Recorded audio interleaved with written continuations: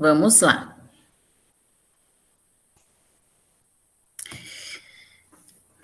Vírgula. Quando que a gente usa vírgula? A gente sabe que numa produção de texto, principalmente em prova, ela é muito importante, e a questão da ortografia, da pontuação, é descontado ponto, e a gente precisa saber usar justamente por conta disso.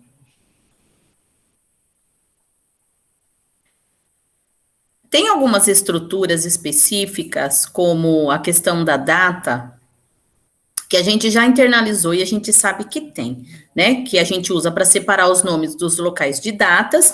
Então, por exemplo, Salvador, vírgula, 11 de julho de 2009. Em correspondências, após a saudação, atenciosamente, vírgula, com amor, vírgula. No interior da oração, né? Para a gente separar termos com mesma função sintática, a gente põe a vírgula. Então, por exemplo, há um partido ladrão, vírgula, traidor e enganador. Então, eu tenho uma vírgula aí separando os predicativos, que são aí ladrão e traidor, são características. Eles têm a mesma função sintática, é isso que quer dizer mesma função sintática. Para separar o vocativo, o que é o vocativo? O vocativo é um chamamento. Então, exemplo, brasileiro, vírgula, deixe de se orgulhar dessa sua esperteza, entre aspas, aí. Então, está usando aí de ironia. Para a gente separar o aposto, o que seria o aposto? O aposto seria um tipo de explicação. Quando você tira o aposto, não faz diferença também na frase, ela não perde o sentido. Então, é como se fosse uma explicação. Então, como é uma explicação, se eu tirar o que está entre as vírgulas, não vai fazer diferença, tá? O João, quem que é o João? Vírgula. Brasileiro típico, vírgula. Jogou o seu lixo pela janela do carro. Então, se eu falar assim, o João jogou o seu lixo pela janela do carro, também não perde sentido. Simplesmente eu estou identificando quem é esse João.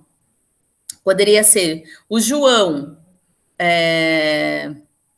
que dorme quase o dia todo no serviço, vírgula, foi mandado embora. Certo? A gente usa também para isolar elementos repetidos, né? Estou morto, vírgula, morto de cansado. Eu vou ficar, vírgula, ficar com certeza, maluco, beleza. Então, elementos repetidos, a gente usa aí a vírgula para separar. A prosódia e a ortoépia são conteúdos também que costumam cair nos concursos.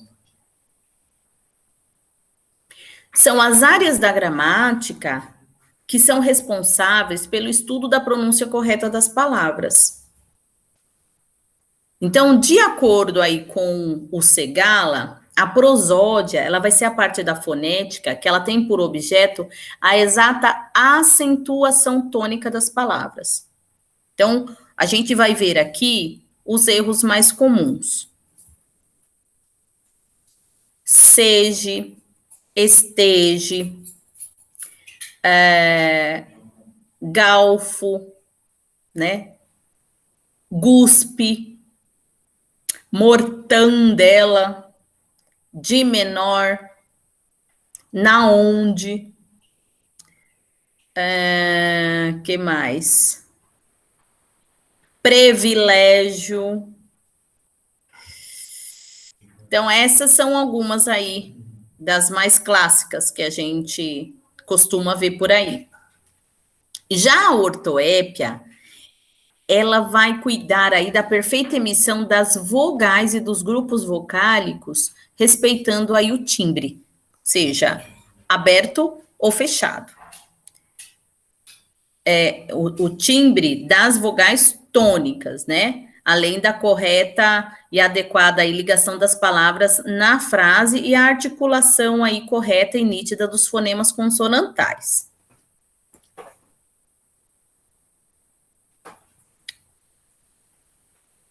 Então, a gente tem aí, não sei se vocês vão conseguir enxergar. Bandeja. Bandeja, eu não tenho aí esse I, essa vogal. É bandeja. Não é advogado, é advogado, com o D mudo. Não é asterístico, é asterisco. Perceberam? Não é estrupo, é estupro. Entitular, não é intitular, é intitular. Conseguiram perceber? Já a homonímia, ela vai ser a identidade fonética, né? Ou fonética e gráfica, né? De palavras com significados diferentes. Então, eu vou ter 3 tipos de homônimos. Vamos ver quais são eles. Eu vou ter aqueles homônimos, que eles são homógrafos. O que isso significa? Significa que são palavras que têm a mesma grafia, ou seja, são escritas semelhantes, mas o significado, ele é diferente. Então, por exemplo, jogo. Jogo é uma palavra que é um substantivo, jogo. E jogo. Jogo é verbo. Eu jogo, presente, eu jogo. Homônimos, homófonos. São palavras que têm o mesmo som, mas a grafia delas é diferente. Exemplo, eu tenho essa palavra sessão, que começa com C e 2 S's, que é o ato de ceder. Eu tenho a sessão que começa com S e tem 2 S's, que tem a ver com atividade. Eu tenho a sessão que é com S e com C cedilha, que tem a ver com setor. E eu tenho a sessão que é S e depois C e C cedilha, que tem a ver com corte. Essas são as palavras que são homônimas, homófonas, ou seja, ela tem o mesmo som, mas a grafia delas é diferente. Porque quando eu falo essa palavra sessão, eu não tenho como discriminar, essa sessão eu percebi que é diferente porque tem 2 S's no meio. Ah, não, essa eu percebi que é diferente porque ela tem C cedilha, né? Então não tem como a gente saber, é só pelo significado mesmo. Eu vou ter os homônimos, homógrafos e homófonos, né? Que são palavras com a mesma grafia e com o mesmo som. Exemplo, planta, que é uma palavra que é um substantivo, e planta, verbo. Ele planta. Morro, substantivo, né? Que é morro. E morro, eu morro, verbo. Olha que interessante. A gente viu as palavras homônimas. Agora a gente vai ver a paronímia. O que é a paronímia? É quando eu tenho uma semelhança gráfica e ou fonética, né? Pode ser ao mesmo tempo gráfica e fonética. Ou seja, som e escrita entre as palavras. Então, é o caso dos pares de palavras que foram expostos anteriormente, que vai ter uma semelhança gráfica, que seja a escrita, e a fonética, que é o som. Então, são palavras parônimas. Vou voltar.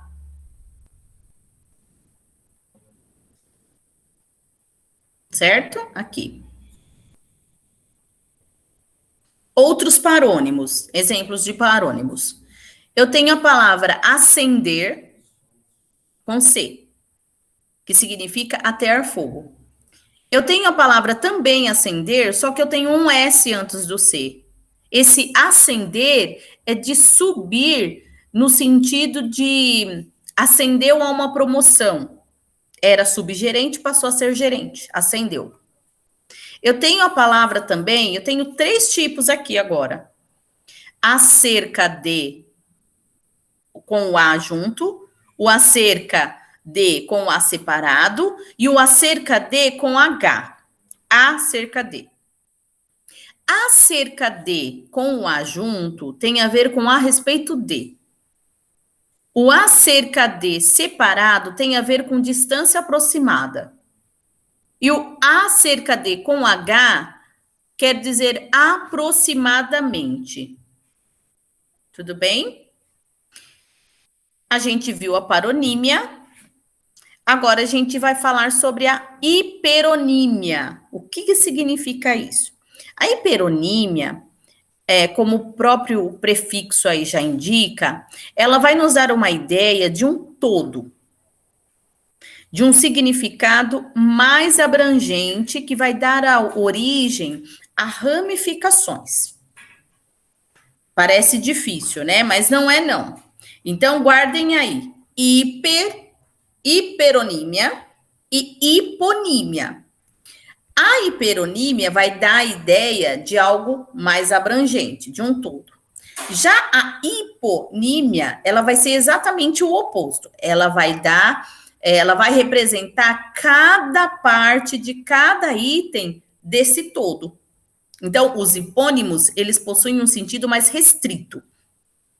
E eles vão se associar àquelas de sentido mais abrangente. Então, hiper, sentido mais amplo. Hipo, sentido mais restrito. Então, vamos para o exemplo. Exemplo de hiperonímia e hiponímia. Rosa. Rosa é hipônimo de flor. Se rosa é hipônimo de flor, flor é o hiperônimo, que é o sentido abrangente. Dentro desse hiperônimo de flor, eu tenho a rosa, eu tenho a margarida, eu tenho o copo de leite, certo? Outro exemplo, andorinha. Andorinha é hipônimo de ave. A ave é o hiper.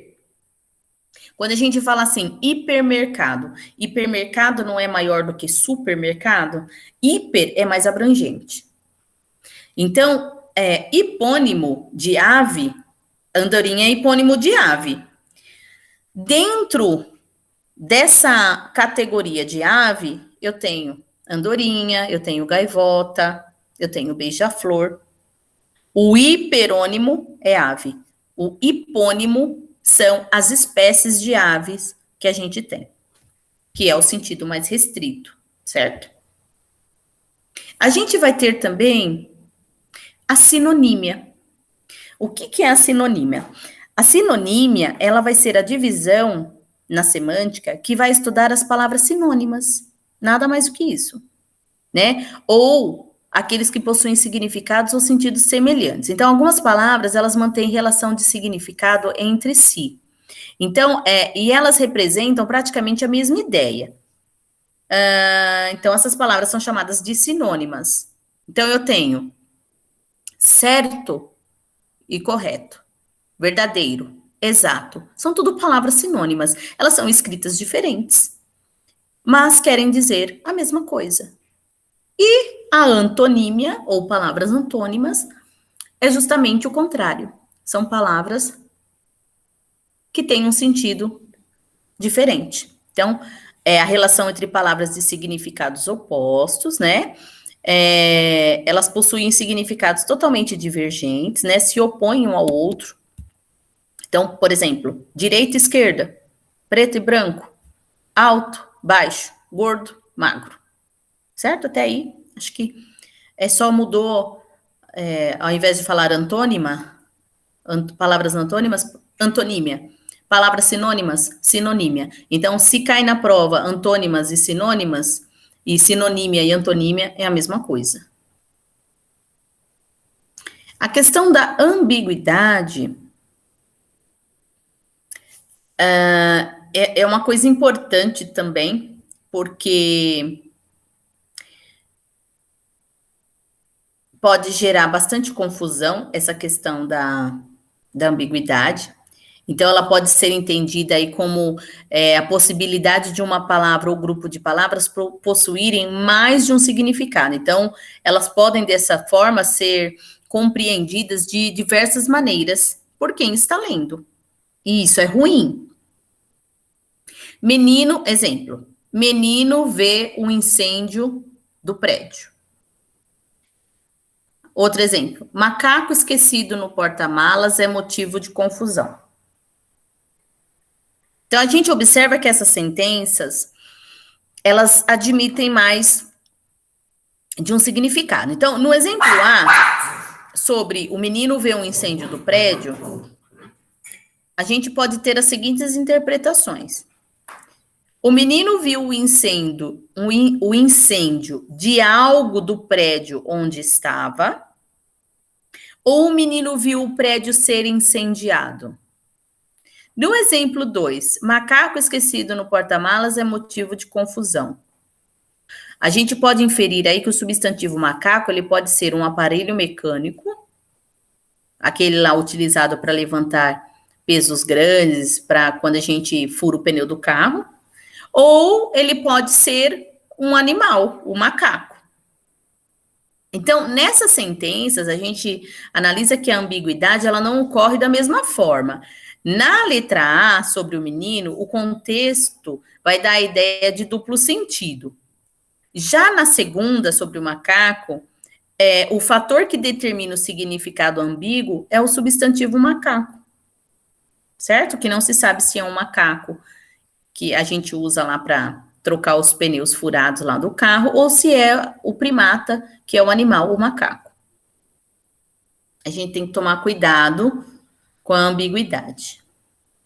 Já a questão das regras de acentuação é algo que também, às vezes, as pessoas têm bastante dificuldade.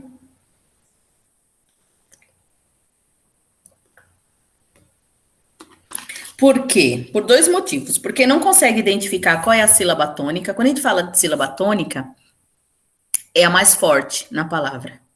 Quando a gente fala de sílaba átona, é a mais fraca. Principalmente, a dificuldade vem porque se eu não consigo identificar a sílaba mais forte, eu não vou saber aonde vai o acento. É lógico que nem toda sílaba mais forte, ela necessariamente vai ter que ser acentuada, porque daí a gente tem as regras de acentuação. Se for oxítona, paroxítona ou proparoxítona. Então, como não necessariamente a sílaba mais tônica é aquela que leva o acento, eu acho até que aquelas que levam acento fica menos difícil de identificar aonde é, porque a sílaba tônica acaba sendo aquela que é acentuada. Só que quando ela não tem o acento, eu acho que aí é que acaba havendo aí a dificuldade. Então, as palavras proparoxítonas vai ser a antepenúltima sílaba que vai ser a mais forte. Só que observem aqui a palavra prática. Eu não começo contando da esquerda para a direita a sílaba tônica para eu achar a antepenúltima. Eu vou contar justamente da direita para a esquerda e não da esquerda para a direita, certo?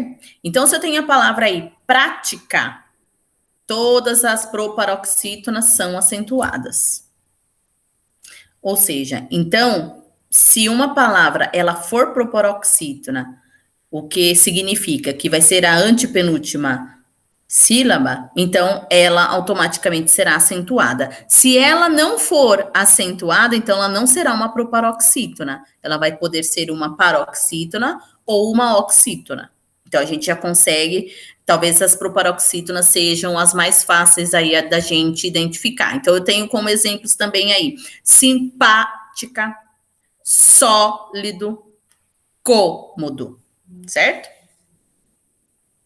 Vamos lá. Isso costuma cair, tá? No concurso, não tem jeito. As paroxítonas, elas juntam um pouquinho aí de regra. Então, a penúltima sílaba vai ser a mais forte. Aprende. Eu sei que é o prem, porque na hora de eu pronunciar, eu sinto que é a sílaba mais forte, mas ela não tem acento. Paroxítona com terminação em ens não recebe acento. Mas olha só que interessante. Eu tenho a palavra pólen. Então, da esquerda para a direita, pólen. Pólen no singular é acentuado. Se essa palavra for para o plural, pólens, ela já não é mais acentuada. Por quê? Porque paroxítona terminada em ens não recebe acento. São acentuadas as paroxítonas que terminarem em R, em X, em N, em L, em PS, em ON. Então, eu tenho os exemplos aí. Caráter, látex, hífen, fácil, bíceps, vírus, álbum. Então, não necessariamente eu preciso gravar, decorar. Ai, paroxítona, porque fica mais difícil quando eu falo assim, ai, paroxítona terminada em X é acentuada. Paroxítona terminada em us é acentuada. Quando eu vou para a palavra, se for uma palavra comum, que a gente vê em qualquer lugar, você já viu a acentuação dela, então fica mais fácil. Ah, então isso aqui que era uma. O nome dela é paroxítona terminada em N. Hífen. Vírus. São palavras que a gente, do dia a dia, que a gente costuma ver. Então a gente já sabe que são palavras paroxítonas e que, de acordo com a terminação delas, elas vão levar acento. Nós temos também as paroxítonas que são terminadas em ditongo aberto. O que isso significa? Para começo de conversa, a gente precisa saber o que é ditongo. Se eu não souber o que é ditongo, eu não vou saber que leva acento e não vou saber o que significa ser aberto. Ditongo é o encontro de duas vogais numa mesma sílaba. O que isso significa? Significa que quando eu tenho uma palavra, que ela tem um encontro de vogais, e que na hora que eu separo, eu faço a separação silábica, essas duas vogais, elas vão ficar juntas na mesma sílaba, isso quer dizer que é um ditongo. Se elas ficarem, se eu tiver um encontro de vogais, mas essas vogais ficarem separadas na hora que eu for separar as sílabas, aí eu tenho um hiato. Se eu tiver um encontro de 3 vogais na mesma sílaba, eu terei um tritongo. O que quer dizer ditongo aberto? É aquele ó, papéis, céu. Tudo bem? É aberto, aberto é assim. Quando eu tiver uma paroxítona que ela for precedida de ditongo, ela não será acentuada. Precedida quer dizer algo que vem antes. Então, se eu tenho a palavra aí, feiura, o fei, o E e a vogal E e I ficam juntas, e a vogal U, ela se separa. Então, quando eu tiver uma paroxítona, nesse caso aqui, o acento seria no U, feiura. Mas como eu tenho um ditongo antes, que é o E e o I aí, essa palavra não será acentuada. Eu tenho algumas exceções, toda regra tem a exceção. Então, eu vou ter a exceção aqui, nessas paroxítonas, que não vão levar mais acento, que é paranoia, o nó levaria, mas não leva mais. E boia, ideia, também não levam mais acento.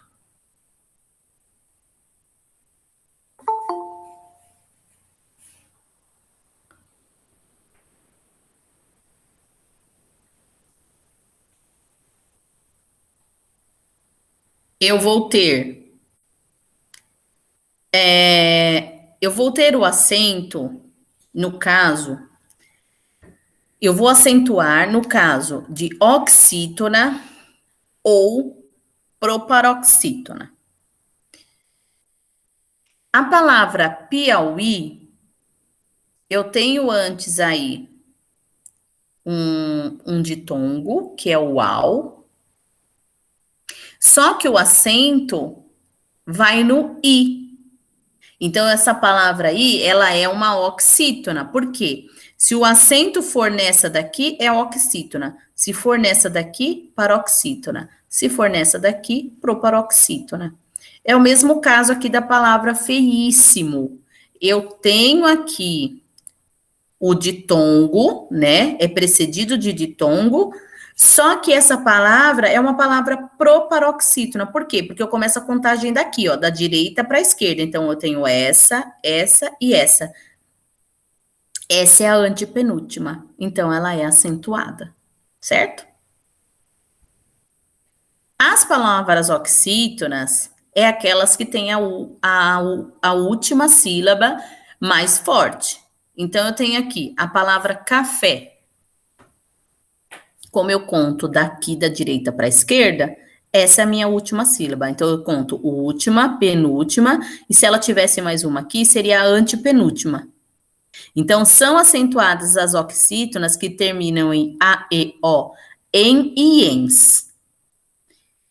Vatapá, avô, refém, parabéns, karatê, tudo bem? São palavras oxítonas que são acentuadas. A gente também não pode esquecer de colocar acento nos verbos que têm a forma oxítona, que são acrescidos daquele pronome oblíquo.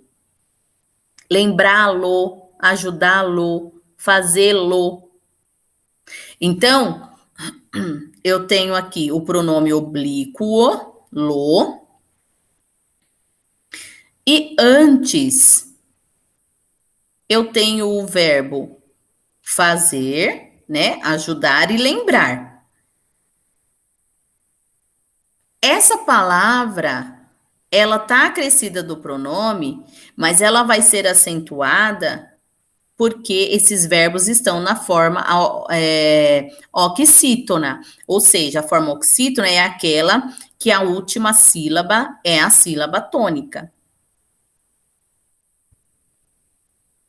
Nós vamos ter também os monossílabos tônicos. Monossílabo significa que tem apenas uma sílaba, mono, uma.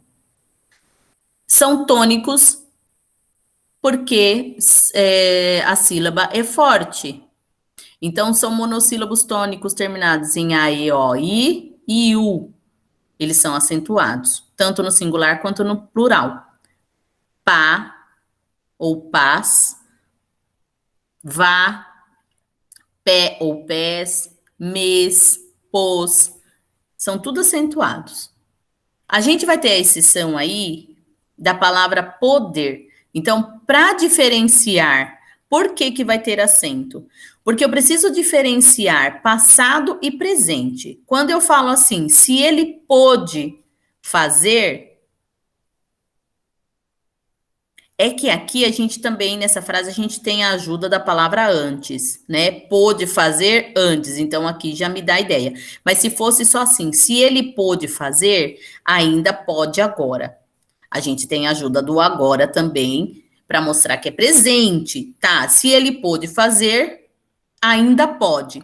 Se fosse assim, ficaria um pouquinho mais difícil da gente identificar. Só que eu sei que o verbo poder com o acento pôde, eu consigo identificar. Se ele pôde, foi algo que ele já fez. Se ele pode, o sem acento, é algo que é presente, que pode estar sendo feito ou não. Então, se eu não tenho o acento, fica difícil de identificar e aí ocorre a ambiguidade. Se ocorre essa questão ela é anulada. Porque se você coloca, se fosse entre a questão A e B, se você coloca A, tem que estar certo. Se você coloca B, tem que estar certo. Ou as duas têm que estar erradas. Não pode ter mais de uma alternativa certa, nem mais de uma alternativa errada. Então, quando acontece isso, as questões são anuladas. A gente vai ter a exceção também do verbo por, para diferenciar da preposição por.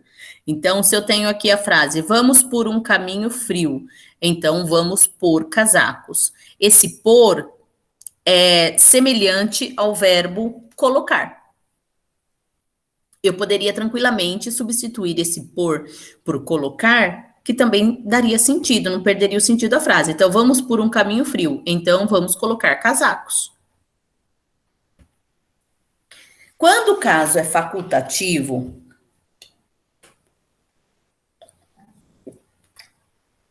é como eu falei para vocês, se é facultativo, se você colocar o acento, está correto. Se você não colocar, está correto também.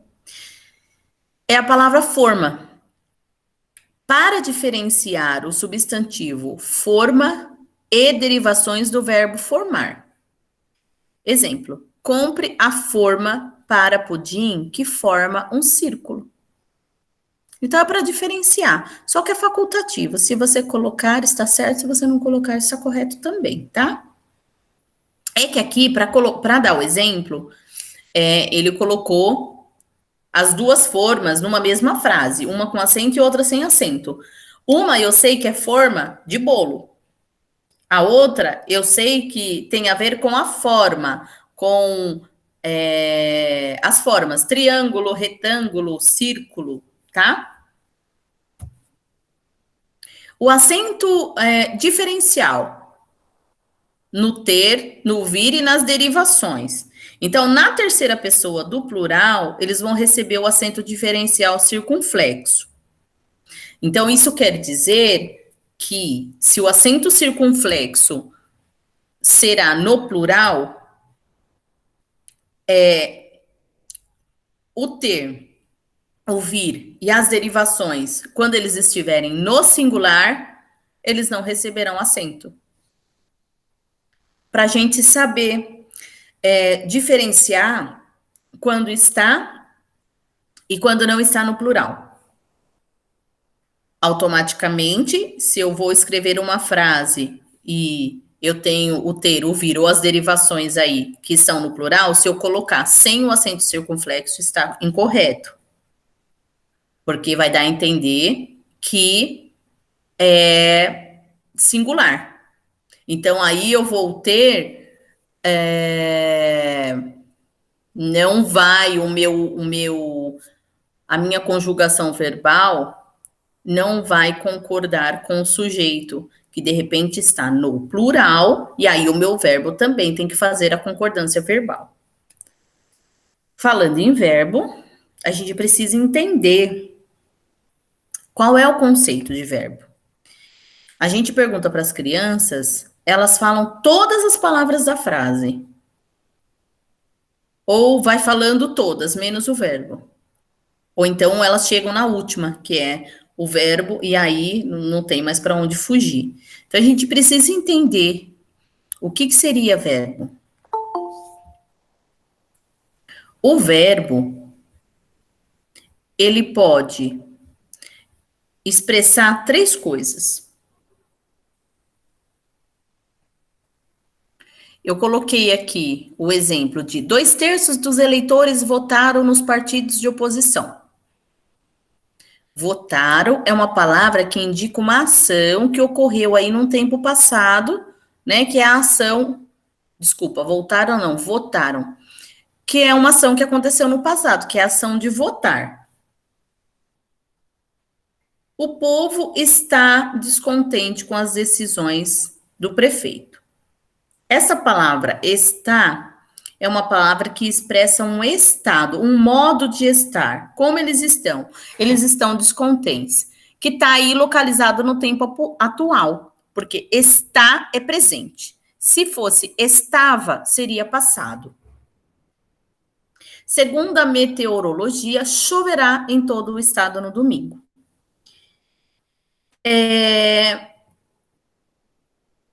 Essa palavra choverá é uma palavra que exprime aí um fenômeno da natureza. E ela localiza esse fenômeno da natureza num tempo futuro, ou seja, ainda não choveu. Não está chovendo, mas ainda vai chover. Então, todas essas palavras, o votaram, o está e o choverá, elas são verbos. Então, logo a gente pode conceituar aí verbo como uma palavra variável que vai exprimir aí um processo. Então, ao indicar um fato situado aí no tempo, o verbo ele pode exprimir uma ação, ele pode exprimir um estado, ele pode exprimir uma mudança de estado ou um fenômeno da natureza. Certo? A gente vai ter o advérbio, que é uma palavra que ela vai estar ali do ladinho do verbo. Advérbio, tá junto ali. Qual é a função do advérbio? Ele pode modificar o verbo, ele pode modificar um adjetivo, ou ele pode modificar um próprio advérbio. Fazendo o quê? Exprimindo aí uma circunstância. Então, a gente vai ver o que, que isso significa. Eu posso ter um advérbio de lugar, que eu tenho todos esses aqui que vocês estão vendo. Aqui, lá, colar, é lugar. Perto, longe. Eu posso ter um advérbio de tempo, que tem a ver com hoje, amanhã, com depois, com sempre, nunca. São palavras que exprimem tempo. Eu posso ter um advérbio de modo, que é a maneira pela qual está sendo feita alguma coisa. Então, eu posso ter o depressa, o devagar, o mal, assim, o bem. Eu vou, eu vou voltar aqui para eu dar um exemplo para vocês se localizarem. Advérbio de lugar. Ela estava. Ela estava aqui.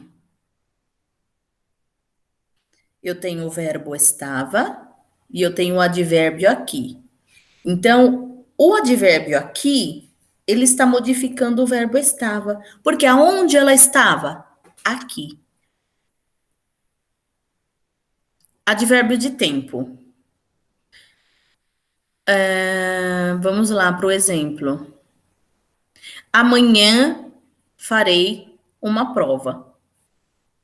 Eu tenho o farei, que é verbo, e eu tenho o advérbio amanhã. Amanhã farei. Então, um está do lado do outro. Quando que eu farei? Amanhã. Então, o verbo farei está sendo modificado pelo advérbio de tempo amanhã. De modo, ela corre bem. Como que ela corre? Corre é o verbo. Como que ela corre? Ela corre bem, ela corre mal, ela corre devagar, ela corre suavemente. Perceberam? Essa questão do ai modifica o verbo. Quando eu falo que ela corre, e aí eu coloco o advérbio bem, ela não corre de qualquer maneira, ela corre bem. Ela não corre bem, ela corre mal, ela corre devagar, ela corre suavemente. Então, a palavra advérbio, ela vai modificar de alguma maneira o verbo ou o adjetivo ou o próprio advérbio. Advérbio de intensidade. Ela come pouco.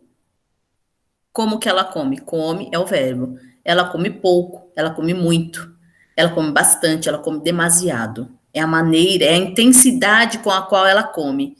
Ela come muito, pouco, bastante, demasiado, certo? De afirmação. Advérbio de afirmação.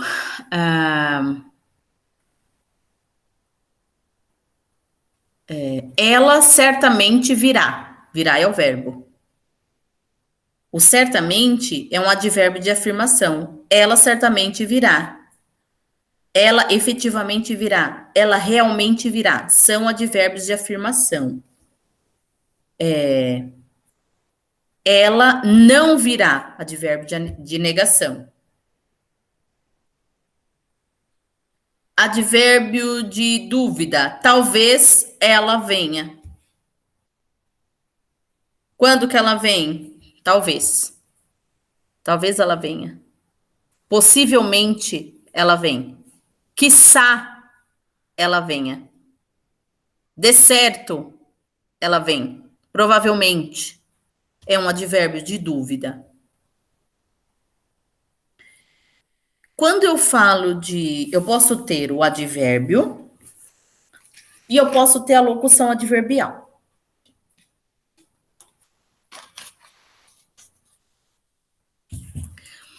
A locução adverbial, seja a locução adverbial, seja a locução verbal, seja a locução adjetiva, o termo locução quer dizer que eu tenho duas ou mais palavras com o valor de uma. O que que isso significa?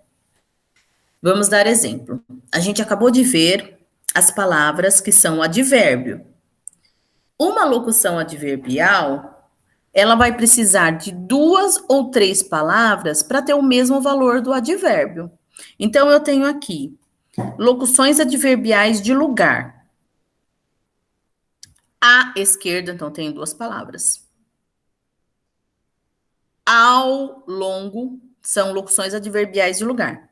À distância, à frente, à entrada. Entenderam? Eu vou ter também locuções adverbiais de tempo, em breve. Qual que é locução adverbial de tempo? Em breve. E o advérbio? Brevemente. Eu tenho a locução adverbial de tempo. Vamos ver aqui uma outra.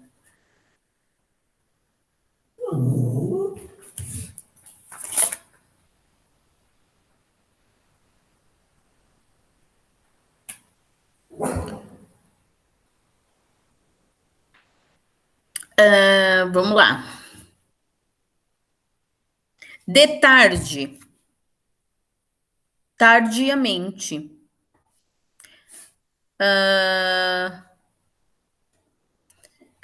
Então, qual que é a ideia?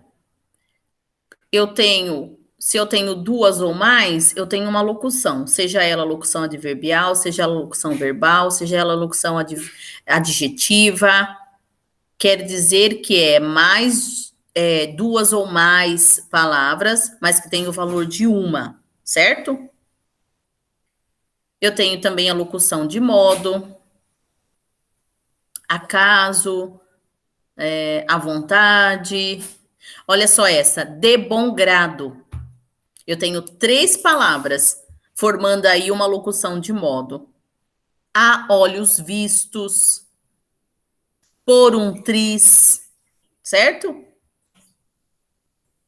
Eu vou ter também uma locução adverbial de meio ou de instrumento. Eu tenho aí a pau, a pé, a cavalo, a martelo, a máquina. Tem até umas expressões assim, umas locuções que a gente não se vê comumente aí. A facada, sim, né? A picareta. A gente vai ter aí locuções adverbiais de afirmação, de negação, de dúvida, certo? Então, são duas ou mais palavras que vão ter o valor de um advérbio. Preposição. O que é preposição? Preposição, batata. Todo concurso cai. Tem que cair preposição. Preposição vai ser a palavra invariável que vai ligar dois termos entre si e vai estabelecer uma relação de dependência com esses termos. Quando a gente fala que uma palavra ela é invariável, é porque independente se a palavra a qual ela vai aí fazer, estabelecer relação, seja essa palavra feminina ou masculina, singular ou plural, ela não vai mudar. Por quê? Porque quando eu tenho um substantivo, esse substantivo ele é masculino e ele é um substantivo que está no plural, se eu tiver um adjetivo para acompanhar esse substantivo, ele também vai ter que ser masculino e ele também estará no plural. É isso que quer dizer quando fala que a preposição ela é invariável. Então, ela não vai variar de gênero, ou seja, masculino ou feminino. Aí ela está estabelecendo uma relação com o substantivo, então, se o substantivo é feminino, a preposição tem que ser feminina também. Não, não existe isso na preposição. Ela não varia, certo?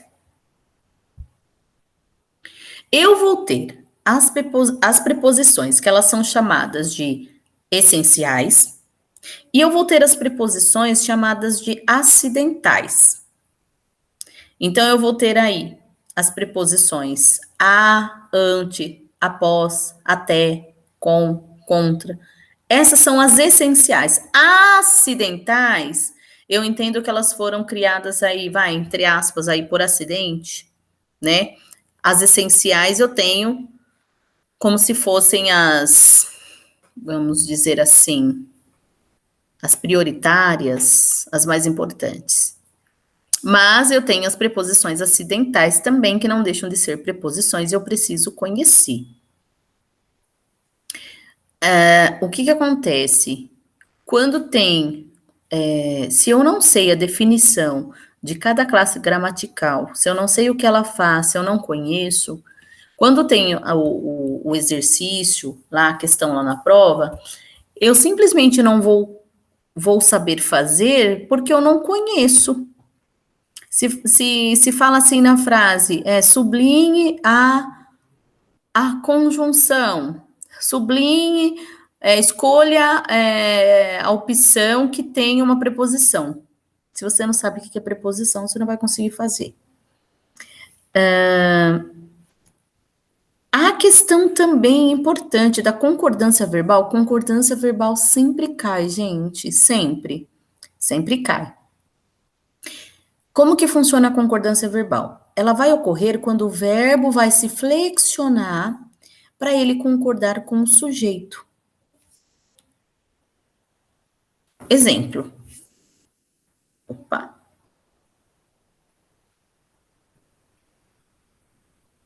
Vamos lá.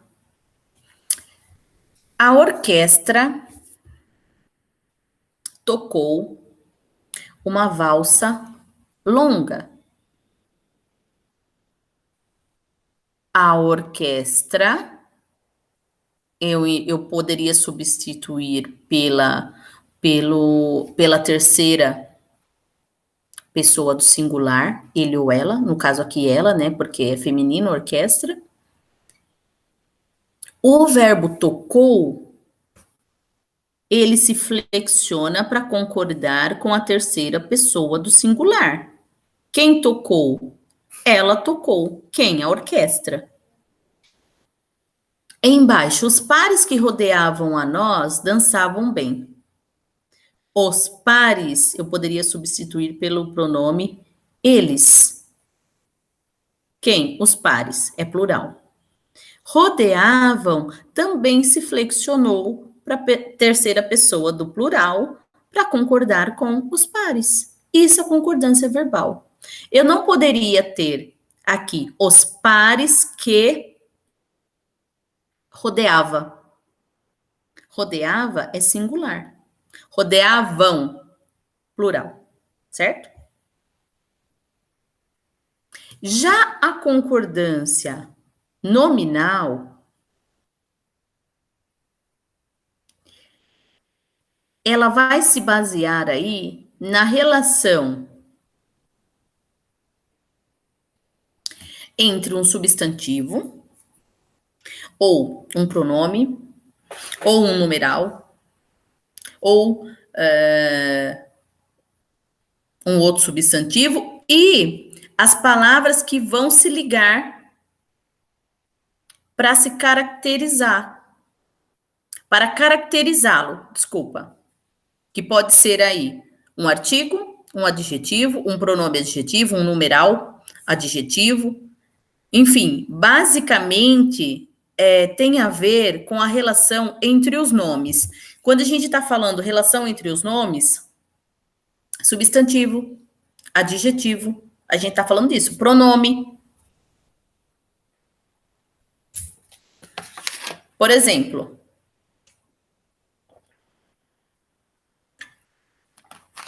a gente vai ter a regra de concordância do adjetivo. Lembra que eu falei para vocês que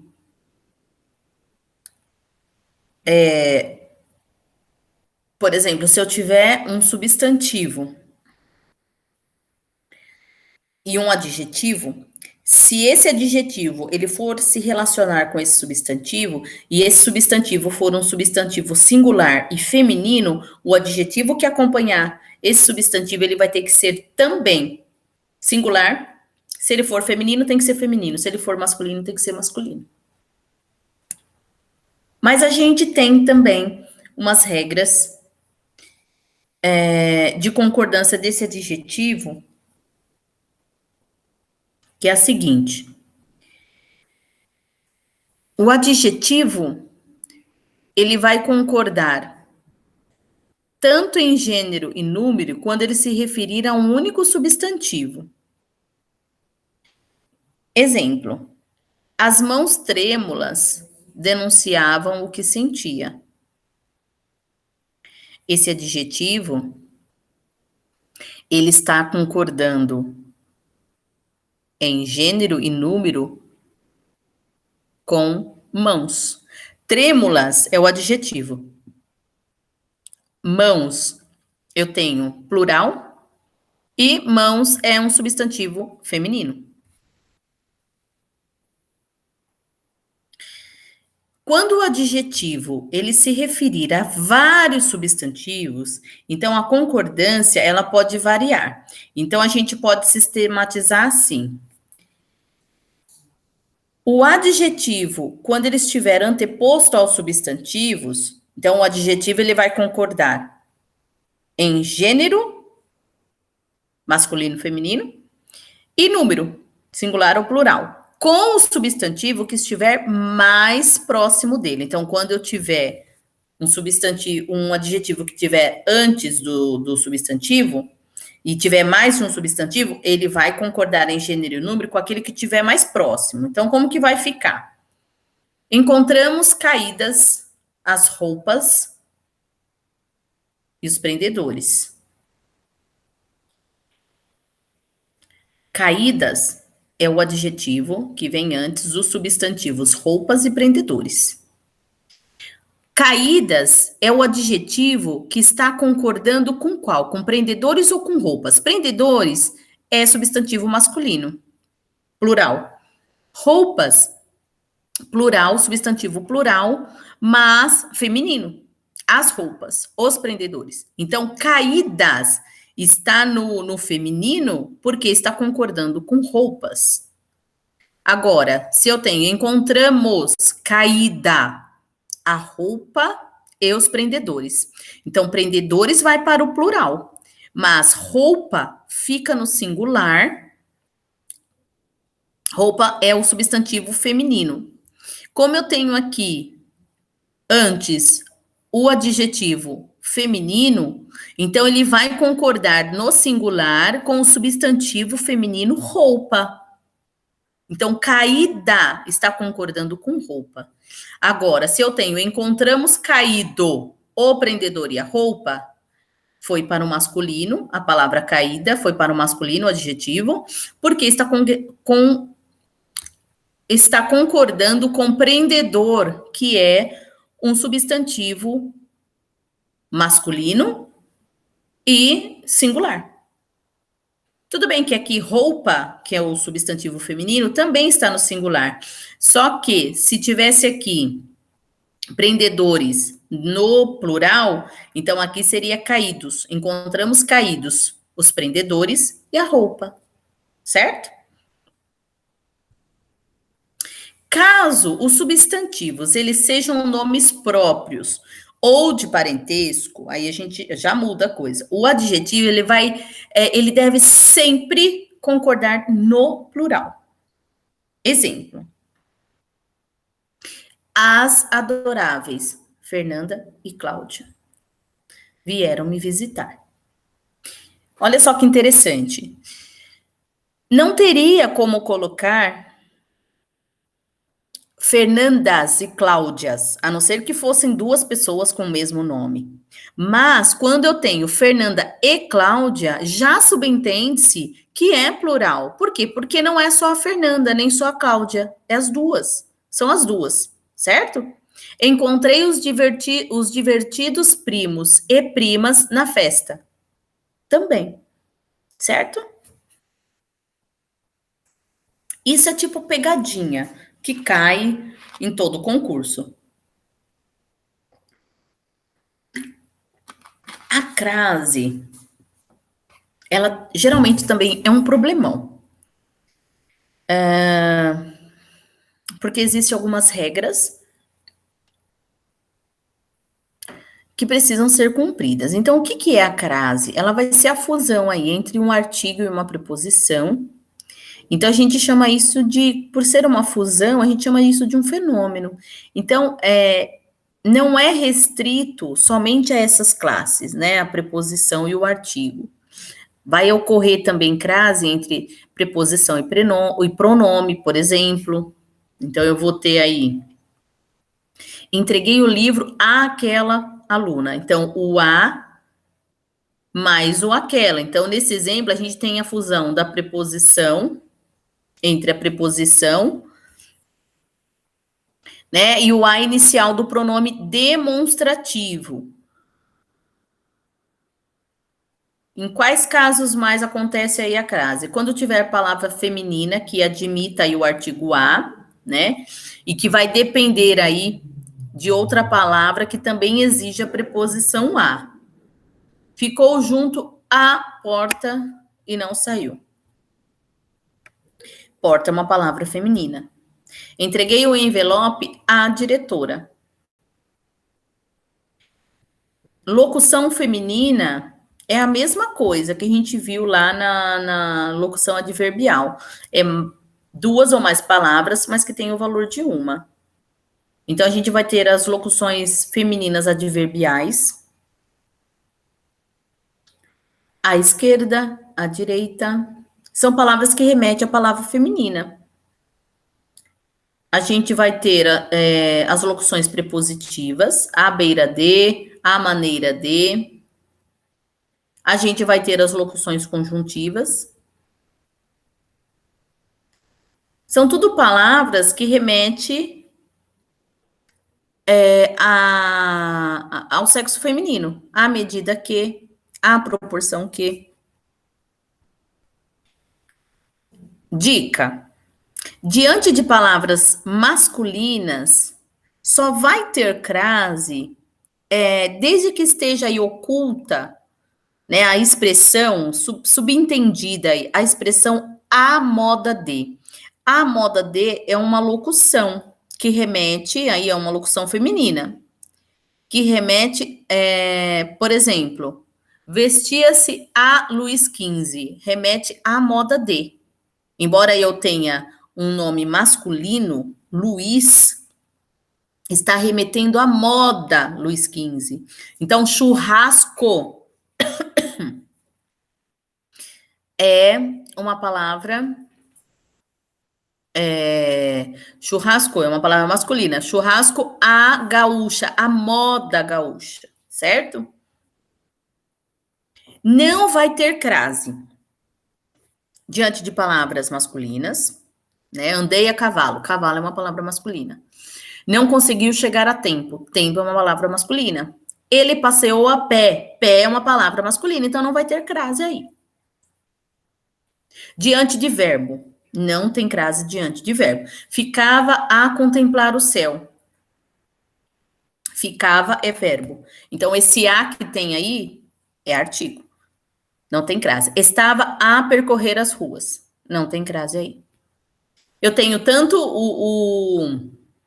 o contemplar aqui, que é verbo, né? E o ficava. Aqui, mesma coisa. Percorrer é verbo, estava é verbo. Diante de pronome de tratamento também, eu não vou ter a crase. O que direi a vossa senhoria? Como em toda regra tem a exceção vai ser senhora e senhorita, que são pronomes de tratamento, mas admitem crase.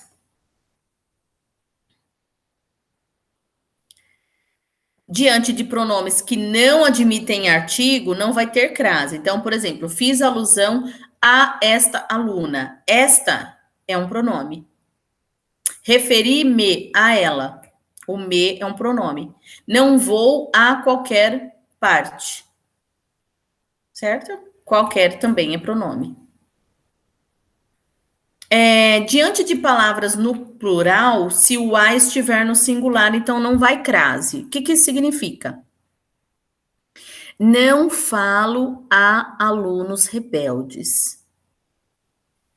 Muitas pessoas se prestam a exibições lamentáveis. Então, depois do a gente tem palavras no plural. E o a está no singular. Muitas pessoas se prestam a. Não é muitas pessoas se prestam às exibições lamentáveis. Não falo a. Aqui no primeiro nem caberia, né? Não falam. Se fosse para ficar no plural, seria não falo aos alunos rebeldes. Então, não teria crase de todo jeito. Diante do artigo indefinido feminino, uma, não vou ter crase. Não se deve chegar a uma atitude assim, não vai crase. Diante da palavra terra também, quando a palavra terra ela designar chão firme. O que isso significa? Os tripulantes voltaram à terra. Dica 2. Em sentido de local, de região, de pátria ou de planeta, aí eu tenho a crase. Não se esqueça de ir à terra de seus avós. É um local.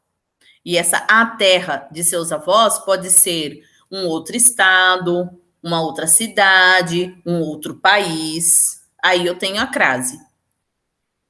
Diante da palavra casa também, não vai ter a crase se essa palavra case, quando ela não vier determinada por um adjunto adnominal.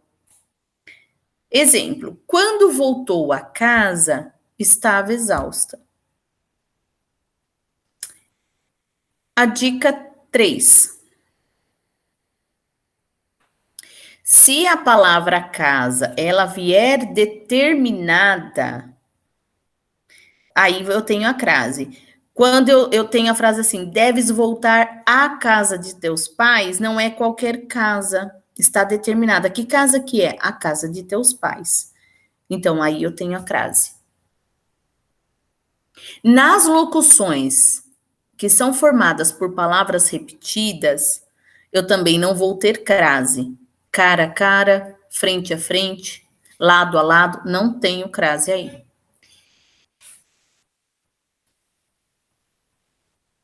Agora, casos que pode ter ou não crase. Diante de nome próprio feminino, escrevi uma carta a Madalena. Se eu puser a crase, vai estar certo. Se eu não puser, vai estar certo também, porque caso facultativo pode estar certo de qualquer maneira, com ou sem. Escrevi uma carta a Madalena, dei a blusa a Maria. Então, pode ter a crase ou não. E diante de pronome possessivo feminino, é facultativo. Dirija-se à sua sala. Sua é um pronome possessivo. Se colocar crase, está correto. Se não colocar a crase, também vai estar correto. E diante da depois da preposição até, depois. Foi até a janela. Se eu quiser colocar a crase aí no a janela, vai estar correto. Se não colocar, estará correto da mesma maneira. Tudo bem? Esses conteúdos são o que geralmente caem nos concursos. Espero que vocês tenham gostado. Essa aula vai ficar lá no link da minha bio. Eu espero que vocês façam bastante proveito, que estudem, que anotem, que tenham uma rotina de estudo, porque como os conteúdos não mudam, se você se empenhar, fizer por onde, não tem jeito, vai passar, tá bom? Foi um prazer estar com vocês até aqui. Um beijo e até a próxima.